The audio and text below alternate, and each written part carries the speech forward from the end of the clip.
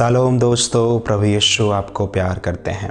आज का जो वचन है मैं आपके लिए पढ़ूंगा। नीति वचन की पुस्तक पढ़ोगे, 10-12 पढ़ोगे तो वचन कहता है, बैर से तो झगड़े उत्पन्न होते हैं परंतु प्रेम सब अपराधों को ढाँप देता है। प्रभु की स्तुति हो। वचन कह रहा है कि जो प्रेम जो है वो सारे अपराधों को ढाँप देता है। प्रभु की स्तुति हो। हम बाइबल में पढ़ते हैं कि परमेश्वर ने जगत से ऐसा प्रेम रखा कि अपना इकलौता पुत्र दे दिया कि जो भी उसके नाम पर विश्वास करे वो नष्ट ना हो परंतु अनंत जीवन पाए। वचन कहता है कि यीशु का लहू हमें सारे पापों से शुद्ध करता है। तो जो माफ़ी जो हमें मिली है परमेश्वर की ओर से, वो हमारे कर्मों के बल पे नहीं मिली है, वो उनका प्रेम है जो हमारे सारे अपराधों को अपने पुत्र यीशु के लहू से धोकर ढाँप देता है। परमेश्वर हमें प्रेम करते हैं, ये कर्मों के बल पे माफ़ी नहीं है, वो प्यार है। प्रभु की स्तुति हो। वचन कहता है कि परमेश्वर हमसे प्रेम करते हैं और इसी कारण परमेश्वर हमारे सारे अपराधों को क्षमा कर दिया। प्रभु की स्तुति हो। जब हम इस प्रकार के प्रेम से भर जाते हैं तो हम भी लोगों को क्षमा कर देते हैं। जब हमें कोई दुखाया होता है, हमें कोई सताया होता है, हमें किसी ने चोट पहुंचाई होती है, तो हम क्या करते हैं, उस व्यक्ति को क्षमा कर देते हैं क्योंकि हम उस व्यक्ति से प्रेम करते हैं।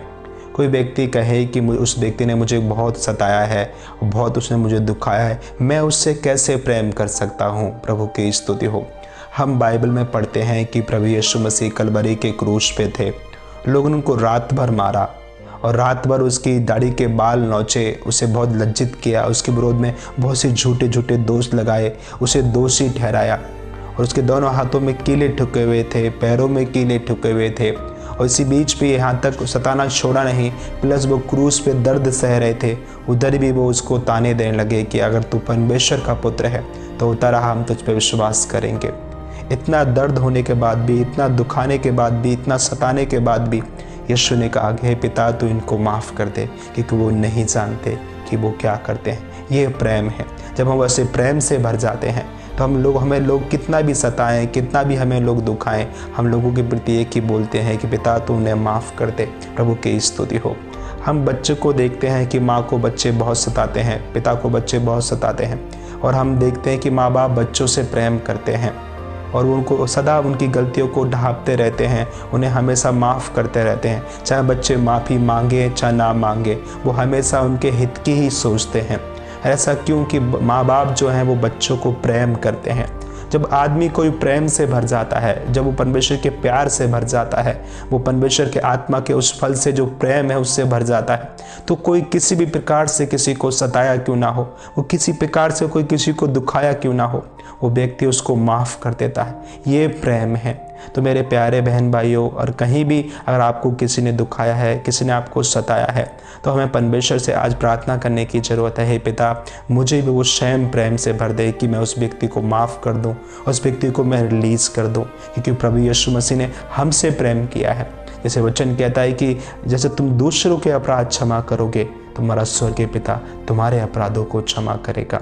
माफ़ी माफ़ करने में और प्यार करने में है। अगर हम किसी से प्रेम नहीं करेंगे, अगर हम किसी को प्यार नहीं करेंगे, तो वो प्यार हमारे पास नहीं आएगा।